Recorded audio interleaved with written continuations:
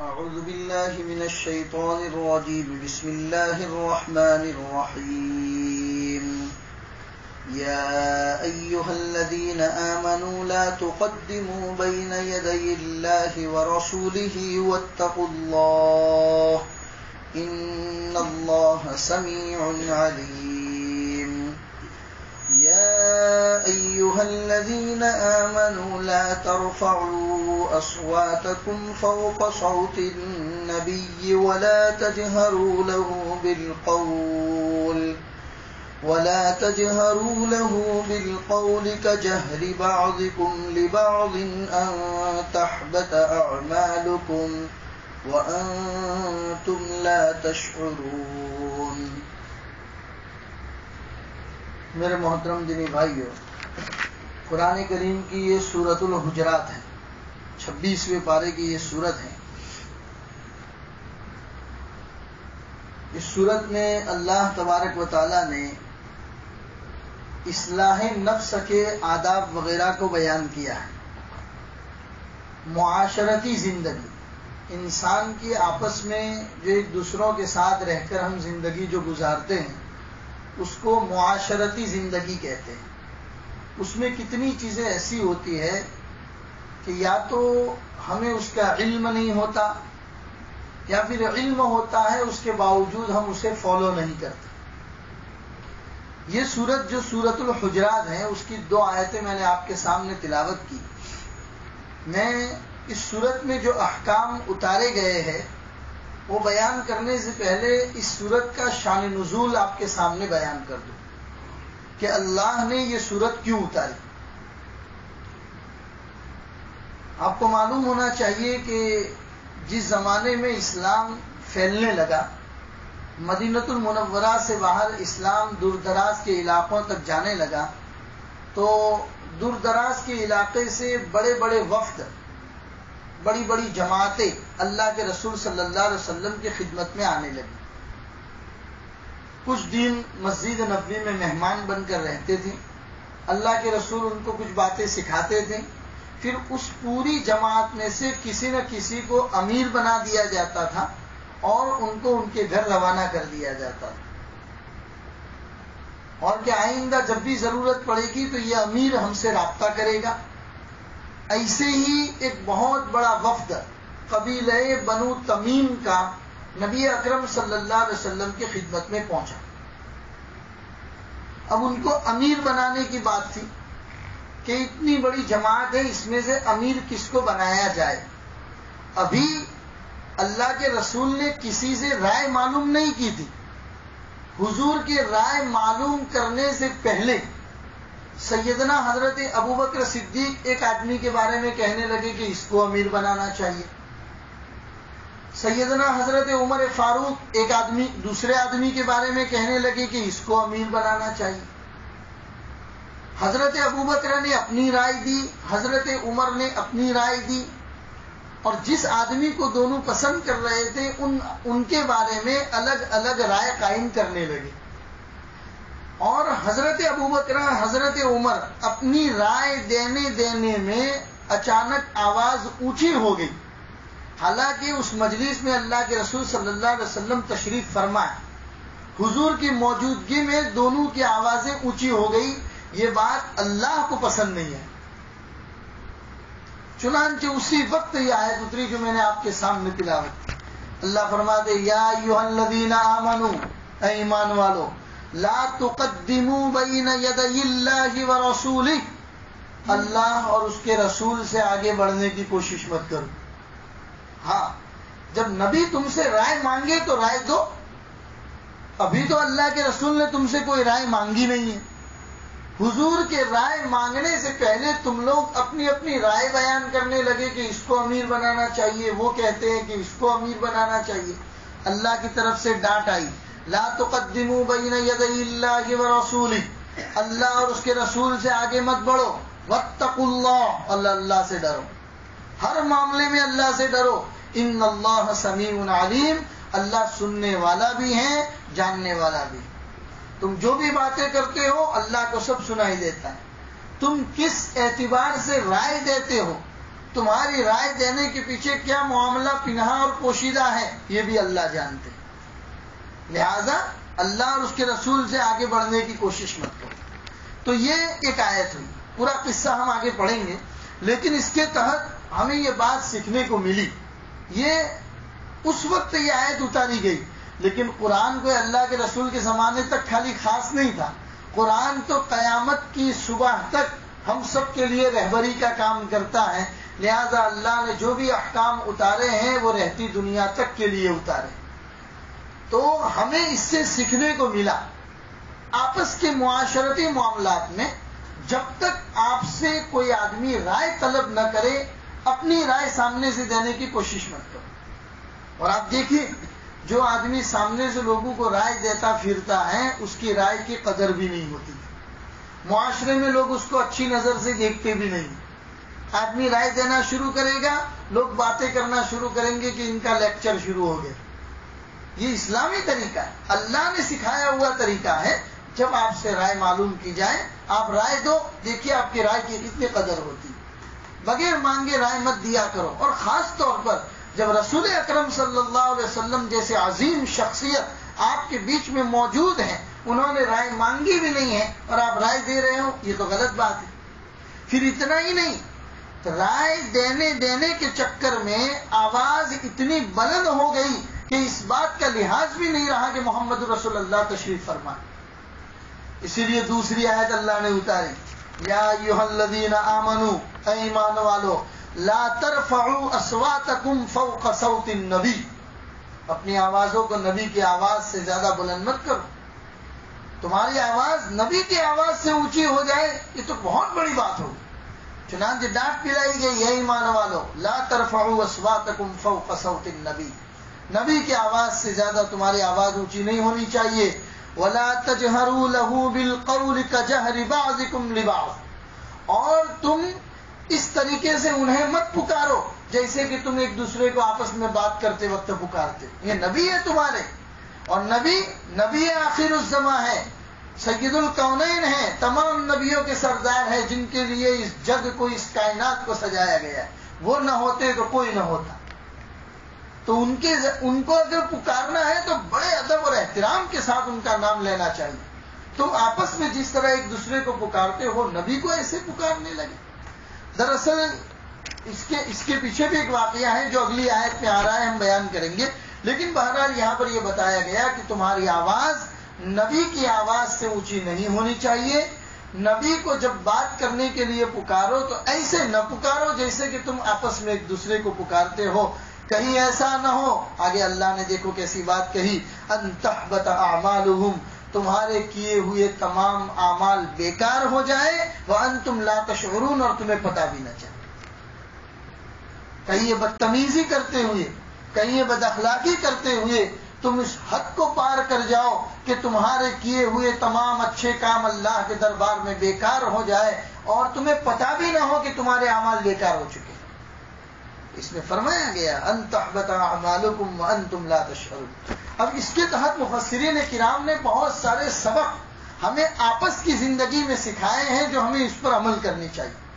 جیسے فرماتے ہیں کہ یہ تو اللہ کے رسول صلی اللہ علیہ وسلم کے ساتھ واقعہ تھا، ہمارے زمانے کے اندر جو ہمارے اکابر ہیں جن سے ہم نے کچھ سیکھا ہے، ہمارے استاد ہیں، ہمارے علماء کرام ہیں، علماء دین متین ہیں، ان سے بھی انسان کو گفتگو کرتے ہوئے یہی آداب کا لحاظ کرنا چاہیے، کیونکہ علماء یہ نبی اکرم صلی اللہ علیہ وسلم کے بعد گویا کہ نبوت کے کام کو آگے لے کر چلنے والے لوگ ہیں، یہ وارث ہیں، علماء انبیاء کے وارث ہیں، لہذا ان کے ساتھ بھی ہمارا سلوک ایسا ہی ہونا چاہیے جیسا کہ اللہ نے قرآن کریم کی اس آیت میں سکھایا۔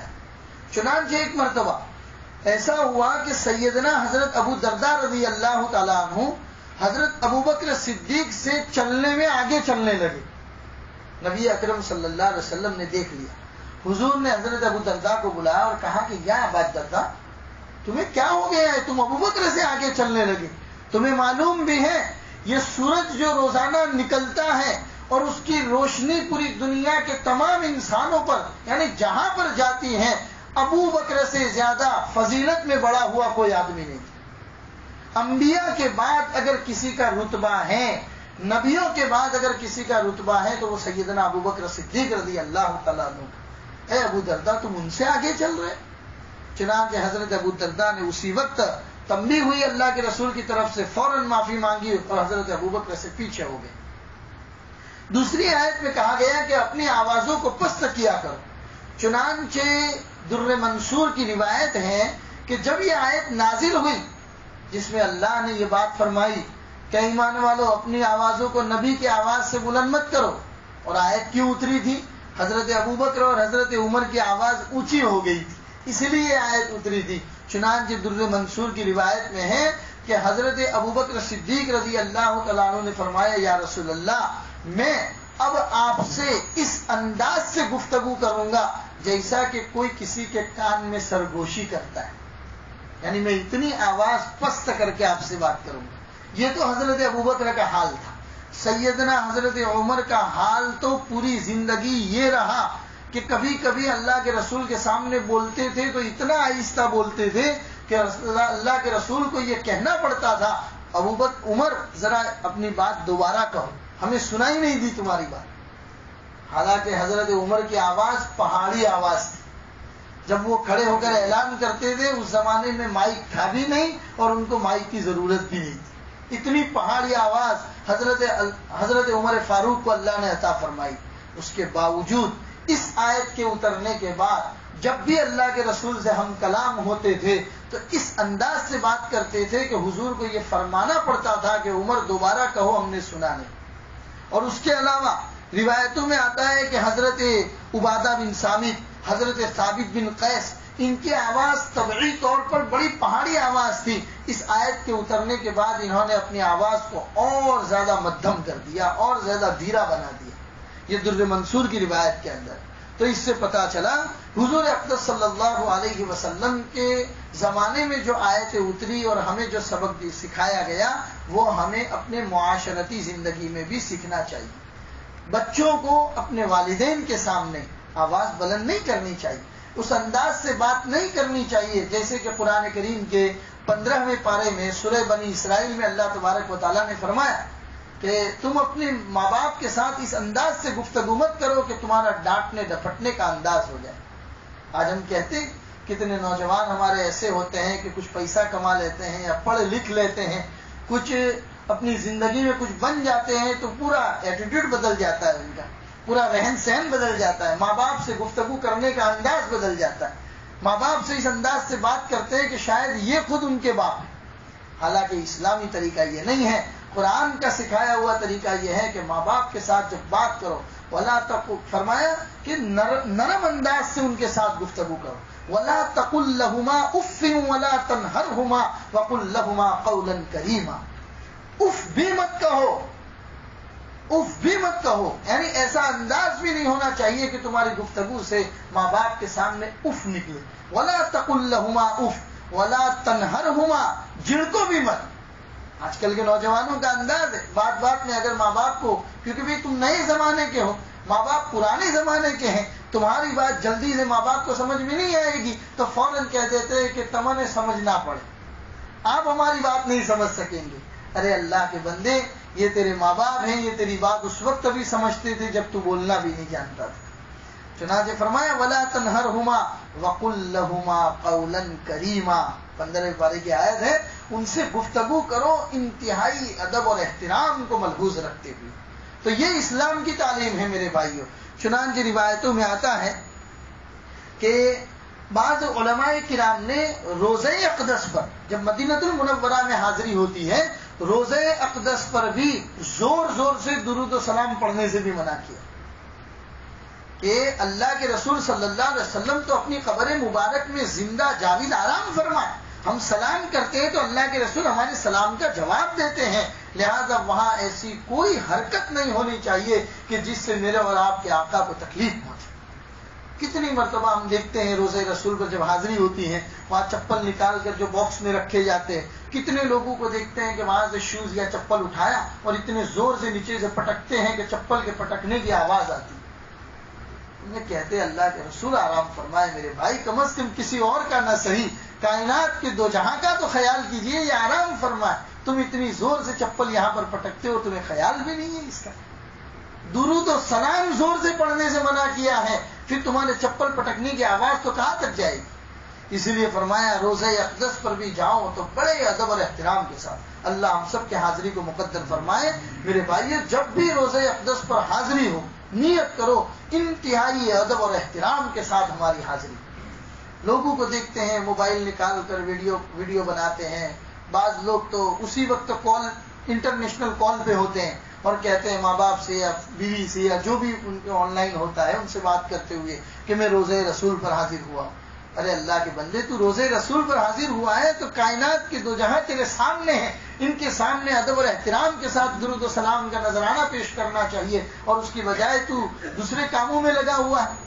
لہذا اللہ تبارک و تعالیٰ ادب اور احترام ہم سب کو نصیب فرمائے۔ کسی شاعر نے کہا ہے، خاموش اے دل بھری محفل میں چلانا نہیں اچھا، خاموش اے دل بھری محفل میں چلانا نہیں اچھا، ادب پہلا قرینہ ہے محبت کے قرینوں میں۔ کبھی بھی محبت کا جہاں تعلق ہوتا ہے وہاں ادب سب سے پہلے آتا ہے، ادب پہلا قرینہ ہے محبت کے قرینوں میں۔ بہرحال اس کے بعد تیسری آیت میں اللہ تبارک و تعالیٰ نے فرمایا، ان الذین یغضون اصواتهم عند رسول اللہ، بے شک وہ لوگ کہ جو اپنی آوازوں کو پست رکھتے ہیں رسول اللہ کے سامنے، اولئک الذین امتحن اللہ قلوبهم للتقوی، یہ وہی لوگ ہیں جن کے دلوں کو اللہ نے تقوی کے لیے قبول کر دیا ہے۔ جو اپنی آوازوں کو نبی کے سامنے پست رکھتے ہیں، اللہ نے ایسے لوگوں کے دلوں کو تقوی کے لیے قبول کر لیا ہے۔ لہم مغفرۃ واجر عظیم، ایسے لوگوں کے لیے اللہ کی طرف سے مغفرت کا وعدہ ہے اور بہت بڑے اجر کا وعدہ ہے۔ اس کے آگے کی آیت ہے، ان الذین ینادونک من وراء الحجرات اکثرهم لا يعقلون ولو انهم صبروا حتى تخرج اليهم لكان خيرا لهم والله غفور رحیم۔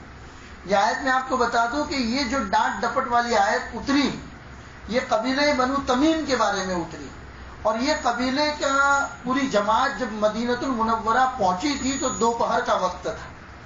اللہ کے رسول صلی اللہ علیہ وسلم آرام فرما تھے، کیونکہ مسجد نبوی کے اب تو پوری مسجد نبوی وسیع ہو گئی۔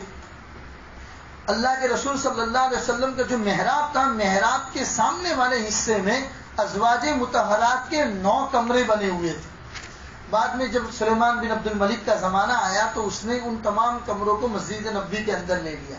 تب تک گویا کہ اللہ کے رسول کے دنیا سے پردہ فرما جانے کے کئی سالوں تک وہ کمرے باقی تھے، تو وہ 9 کمرے بنے ہوئے تھے، اور اللہ کے رسول صلی اللہ علیہ وسلم باری باری ازواج مطہرات کے گھر پر جایا کرتے تھے۔ تو اس دن بھی جب قبیلہ بنو تمیم کا وفد مدینہ المنورہ پہنچا تھا، اللہ کے رسول دوپہر میں کسی کے گھر پر آرام فرما تھے۔ اب ہوا کیا، یہ وفد آیا، اس نے اللہ کے رسول کا انتظار نہیں کیا اور باہر کھڑے کھڑے زور زور سے کہنے لگے، یا محمد اخرج الینا، یا محمد اخرج الینا، اے محمد باہر آئیے ہمارے لیے، ہمارے پاس باہر آئیے۔ اللہ کو یہ بات پسند نہیں آئی، چنانچہ اللہ نے آیت اتاری، فرمایا ان الذین ینادونک من وراء الحجرات، وہ لوگ کہ جو آپ کو کمروں کے پیچھے سے پکارتے ہیں، اکثرهم لا یعقلون، ان میں سے اکثر لوگ عقل نہیں رکھتے، ان کے پاس عقل نہیں ہے۔ اگر عقل ہوتی تو پتا ہوتا کہ نبی سے کیسے بات کی جاتی۔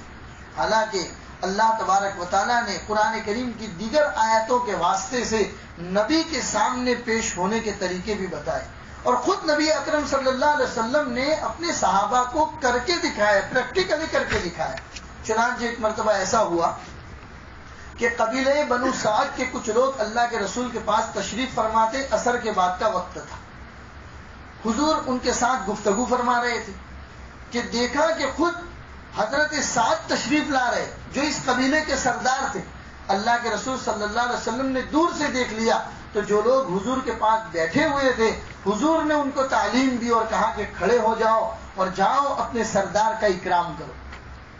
حضور نے فرمایا کھڑے ہو جاؤ اور جا کر اپنے سردار کا اکرام کرو۔ یہ اسلامی طریقہ ہے، جو ہمارے بڑے ہوتے ہیں، جن سے ہم نے کچھ سیکھا ہے، جو ہمارے استاد ہوتے ہیں، ان سے کس طریقے سے بات کی جاتی ہے اور کیسے اکرام کیا جاتا ہے۔ چنانچہ ایک وقت نبی اکرم صلی اللہ علیہ وسلم کی خدمت میں آیا، اب وہ لوگ دور دراز سے آئے تھے، انہوں نے محمد صلی اللہ علیہ وسلم کو کبھی دیکھا نہیں تھا، تو دیکھنے کے شوق میں جیسے ہی مدینہ پہنچے، مسجد نبوی پہنچتے ہی اپنے سامانوں کو پٹکا اور کپڑے بھی نہیں بدلے کہ اس سے پہلے اللہ کے رسول کی خدمت میں پہنچ گئے، حضور سے ملاقات کے شوق میں۔ لیکن اس وفد کا جو سردار تھا اس نے تمام لوگوں کے سامان کو ایک جگہ پر اکٹھا کیا، تمام لوگوں کے جانوروں کی رسی کو باندھا، اور وہ سردار نے جا کے غسل کیا، اچھے کپڑے پہنے، اور اچھے کپڑے پہننے کے بعد پھر نبی اکرم صلی اللہ علیہ وسلم کی خدمت میں حاضر ہوئے۔ حضور نے پوچھا کہ بھائی تمہارا وفد تو بہت پہلے آ گیا، تمہیں آنے میں اتنی دیر کیوں لگی؟ انہوں نے کہا یا رسول اللہ، سب کا سامان اکٹھا کر کے، سب کے جانور کو باندھ کر پھر آپ کی خدمت میں آنا تھا، اس لیے جو اچھے کپڑے تھے وہ پہن کر خوشبو لگا کر آپ کے پاس آیا۔ نبی اکرم صلی اللہ علیہ وسلم نے پورے وفد کے سامنے ان کی تعریف کی اور کہا کہ یہ طریقہ ہوتا ہے آداب مجلس کا۔ جیسے کہ ہمارے بوڑھے کہا کرتے تھے بات بات میں کہ بھائی بڑی لیدو پر محفل علم نہ تھی، ایسا بولا کرتے تھے کہ محفل کا علم ہونا چاہیے، لوگوں کے بیچ میں رہنے سہنے کا انداز، پانی پیو تو کیسے پیو، گفتگو کرو تو کیسے کرو، بیٹھو تو اپنے کپڑوں کو سمیٹ کر کیسے بیٹھو، گفتگو کا انداز کیسا، بات کرو تو کیسے کرو، سلام کرو تو کب کرو، یہ مجلسی آداب ہیں، اور یہ تمام آداب اللہ اور اس کے رسول نے ہمیں برسوں پہلے سکھائے ہیں۔ کمی یہ ہے کہ ہم اس کو سمجھتے نہیں ہیں اور جانتے نہیں ہیں۔ بہرحال میرے بھائیو، اس آیت کے تحت بہت ساری چیزیں ہیں جو ہم تم کو یہاں پر بتانا چاہتے ہیں۔ جیسے کہ ایک بات ہوئی کہ کہیں ایسا نہ ہو کہ تمہاری بدتمیزی کی وجہ سے تمہارے اعمال بیکار ہو جائے اور تم کو پتہ بھی نہ چلے۔ بعض لوگ کہتے ہیں کہ اعمال تو کفر کی وجہ سے بیکار ہوتے ہیں، ہم نے بدتمیزی کی ہے، کفر تو کیا نہیں ہے، پھر ہمارے اعمال بیکار کیسے ہو جائیں گے؟ بعض لوگ اس طرح کا سوال کرتے ہیں۔ اس کا جواب یہ ہے میرے بھائیوں، یاد رکھیے گناہ ہو جانا بڑی بات نہیں ہے، تمام انسان گنہگار ہے، بہترین گنہگار وہ ہیں کہ جو توبہ کرتا رہے، استغفار کرتا رہے۔ تو گناہ ہو جانا بڑی بات نہیں ہے، لیکن اس گناہ پر قائم رہنا، ضد پر اڑے رہنا، میں تو اسی کام کو کرتا رہوں گا، تو یہ بعض مرتبہ یہ گناہ پر اڑے رہنا، ضد پر اڑے رہنا، اور بعض مرتبہ بعض بد اخلاقیاں، بعض بدتمیزیاں ایسی ہوتی ہے جو انسان کو محروم کر دیتی ہے۔ کس چیز سے محروم کرتی ہے؟ اس کو توبہ کی توفیق ہی نہیں ملتی، توبہ اور استغفار کی توفیق ہی نہیں ملتی۔ ایک آدمی ہے کہ جس نے گناہ کر دیا، تو میں نے پہلے ہی بتایا کہ گناہ ہو جانا بڑی بات نہیں ہے، اللہ توفیق دے گا، توبہ کر دے گا، استغفار کر دے گا، بڑا غفور الرحیم ہے، پوری زندگی نماز نہیں بھی پڑھی ہوگی، اس کے دربار میں آ کے 2 آنسو بہا دے گا اور آئندہ نماز پڑھنے کا ارادہ کر لے گا، اللہ معاف کرنے کے لیے تیار ہے۔ لیکن یہی توبہ کی توفیق ہی اگر نہ ملی تو انسان کیا کرے گا میرے بھائی؟ اس لیے توبہ کی توفیق مل جانا، استغفار کی توفیق مل جانا، یہ بھی اللہ کا بہت بڑا کرم اور اس کا احسان ہے۔ تو حضرت تھانوی علیہ الرحمٰن نے لکھا ہے کہ بعض گناہوں کی یہ خاصیت ہوتی ہے کہ اس کے کرنے والے سے اللہ توبہ کی توفیق چھین لیتے ہیں۔ اللہ تبارک و تعالیٰ اس طرح کی بد نصیبی سے ہم سب کی حفاظت فرمائے۔ بہرحال میرے بھائیوں، اس آیت میں جو فرمایا گیا کہ جو لوگ کمرے کے پیچھے سے نبی صلی اللہ علیہ وسلم کو پکارتے ہیں، انہیں اللہ کے رسول صلی اللہ علیہ وسلم کو اس طریقے سے نہیں پکارنا چاہیے۔ چنانچہ حضرت ابن عباس رضی اللہ تعالیٰ قرآن کے سب سے پہلے مفسر، قرآن کی تفسیر کا علم اللہ کے رسول کی دعا کی وجہ سے حضرت ابن عباس کو اتنا ملا تھا کہ بعض بڑے بڑے صحابہ قرآن کی کسی آیت کی تفسیر معلوم کرنے کے لیے ابن عباس کے پاس جاتے تھے۔ حالانکہ ابن عباس اللہ کے رسول کے چچا کے بیٹے تھے، چچازاد بھائی تھے اللہ کے رسول سے، اور عمر میں بہت چھوٹے تھے۔ وہ خود یہ کہتے ہیں کہ جب بھی مجھے کسی آیت کی تفسیر معلوم کرنی ہوتی ہے اور مجھے پتا ہوتا ہے کہ فلاں صحابی مدینے سے باہر رہتے ہیں اور ان کو اس آیت کا علم ہے، اور میں ان سے تفسیر معلوم کرنے کے لیے گیا، تو میں جا کر کبھی بھی ان کا دروازہ نہیں کھٹکھٹاتا ہوں، آواز نہیں لگاتا ہوں، میں اس دروازے کے باہر ان کا انتظار کرتا ہوں۔ چنانچہ ایک آیت کی تفسیر معلوم کرنے کے لیے ابو الدرداء رضی اللہ تعالیٰ عنہ کے پاس گئے اور جا کر ان کے دروازے کے باہر، کڑی دھوپ کا زمانہ تھا، وہیں سو گئے۔ ابو الدرداء نے جب دروازہ کھولا تو دیکھا کہ یہ تو ابن عباس ہے، اٹھا لیا اور ان کی پیشانی کے اوپر بوسا دیا اور کہا کہ اے اللہ کے رسول کے چچا کے بیٹے، اگر ضرورت تھی تو مجھے یاد کر لیتے، میں تمہاری خدمت میں آ جاتا، تم آ کر میرے دروازے کے اوپر اس طریقے سے پڑے ہو۔ تو انہوں نے کہا مجھے ضرورت تھی، اس لیے میں تمہارے دربار میں آیا ہوں، اور یہ اللہ اور اس کے رسول کا سکھایا ہوا طریقہ ہے۔ ہم نے یہ چیزیں اپنی دنیاوی زندگی میں تو اپنا لی، ہم کسی وکیل کو بیچ راستے میں روک کر رائے معلوم نہیں کرتے، ہم کسی ڈاکٹر کو راستے میں روک کر معلوم نہیں کرتے کہ میری رپورٹ دیکھ لیجئے۔ ہم جاتے ہیں، وقت نکالتے اس کے ڈسپینسری میں جاتے ہیں اور وقت نکال کر کسی وکیل سے یا کسی ڈاکٹر سے رائے معلوم کرتے ہیں۔ ہاں اگر ہم نہیں کرتے ہیں تو علماء کے ساتھ کہیں پر بھی پکڑ لیا، راستے میں کھڑا کر دیا، مول صاحب مسئلوں سے بتاؤ نے۔ اگر وہ عالم بیچارہ کسی وجہ سے مشغول رہا، کہیں جواب نہیں دے پایا، تو فوراً دو طرح کی باتیں کہ ایٹیٹیوڈ آ گیا ہے، ان کے تو بات کرنے کا انداز ہی بدل گیا ہے وغیرہ وغیرہ۔ حالانکہ یہ اسلامی طریقہ نہیں ہے میرے بھائیوں۔ اسلامی طریقہ جو اللہ اور اس کے رسول نے سکھائے ہیں، ہم سب کو اس پر عمل کرنا چاہیے۔ ادب، بہت ساری چیزیں ایسی ہوتی ہیں جو ادب سے آتی ہے۔ میں ایک قصہ بیان کر کے اپنی بات کو ختم کر دیتا ہوں کہ آپ نے نام سنا ہوگا ہارون رشید بادشاہ کا۔ ان کی جو اہلیہ محترمہ تھی، ان کی بیوی جو تھی، ان کا نام تھا زبیدہ۔ زبیدہ نے اپنی زندگی میں ایک بہت بڑا کام جو کروایا تھا، وہ میں آپ کو بتا دوں۔ بغداد سے لے کر مدینہ المنورہ اور مکہ، عرفات کے میدان تک انہوں نے نہر چلائی تھی پانی کی، کیونکہ اس زمانے میں مکہ عرب یعنی کہ صحرائی علاقہ، وہاں پانی کی بہت زیادہ قلت، ابھی بھی پانی کی قلت ہے، اس زمانے میں بھی پانی کی اتنی قلت تھی۔ تو زبیدہ نے سوچا کہ عرفات کے میدان تک اور مدینہ المنورہ تک مجھے پانی پہنچانا ہے۔ تو بادشاہ ہارون رشید ان کے شوہر تھے، بادشاہ نے کہا کہ خزانہ کھلا ہے، جو چاہے لے لو اور مزدوروں کو لگا دو کام میں۔ زبیدہ نے کہا نہیں، میرے ماں باپ کی طرف سے مجھے جو زیور ملے ہیں، میں ان زیور کو خرچ کر کے یہ نہر کھلواؤں، مجھے تمہارا خزانہ نہیں چاہیے۔ چنانچہ زبیدہ نے، بہت بڑے باپ کی بیٹی تھی، بڑے باپ کی بیٹی ہونے کی وجہ سے زیورات کے انبار خود اپنی ملکیت میں ان کے پاس اتنے تھے، انہوں نے ان تمام زیورات کو مزدوروں کو دے کر ایک نہر کھدوائی، نہر زبیدہ، جو بالکل بغداد سے چل کر مکہ اور مدینہ میں آتی۔ اگر آپ مکہ کی سیر کے لیے جب بس میں نکلتے ہیں تو وہاں پر وہ نہر پہاڑوں میں چلتی ہے، اب تو پانی بند ہے لیکن نہر ابھی بھی باقی ہے، وہ نہر آپ دیکھنا چاہے تو ابھی بھی دیکھ سکتے ہیں۔ چنانچہ جب ان کا انتقال ہو گیا زبیدہ کا، تو کسی نے ان کو خواب میں دیکھا اور پوچھا کہ زبیدہ، تم نے تو کام ہی اتنا بڑا دنیا میں کروایا تھا، اللہ نے ضرور تمہاری مغفرت کر دی ہوگی۔ تو زبیدہ نے کہا بالکل اللہ نے میری مغفرت کر دی۔ کہا ہاں، کام تم نے اتنا بڑا کیا تھا، نہر اتنی بڑی کھدوائی تھی۔ کہا نہیں، اللہ نے میری مغفرت تو کر دی لیکن کہیں پر میری نہر کا تذکرہ نہیں ہوا، میری نہر کا ذکر کہیں نہیں ہوا۔ میرا ایک چھوٹا سا عمل تھا جو میں نے زندگی میں اپنی جوانی میں، بلکہ جوانی بھی نہیں نوجوانی میں کیا تھا، وہ اللہ کو پسند آ گیا اور اللہ نے میری مغفرت کر دی۔ کہا کیا عمل ہے؟ کہا جب میں چھوٹی سی بچی تھی، بالغ بھی نہیں ہوئی تھی، اس زمانے میں اپنی سہیلیوں کے ساتھ جھولے پر کھیل رہی تھی، اور کھیلتے کھیلتے میرا چلمن، میرا دوپٹہ میرے سر سے کھسک گیا، اور اسی وقت مغرب کی اذان ہو گئی۔ میں نے دیکھا کہ المؤذن اللہ کا نام پکار رہا ہے، میرے سر پر دوپٹہ نہیں ہے، میں نے فوراً دوپٹہ سر پر ڈال دیا اور بالوں کو چھپا دیا۔ بس میری یہی ادا اللہ کو اتنی پسند آئی کہ تم نے اللہ کے نام کا ادب کیا، اس ادب کی وجہ سے اللہ نے تمہاری مغفرت فرمائی۔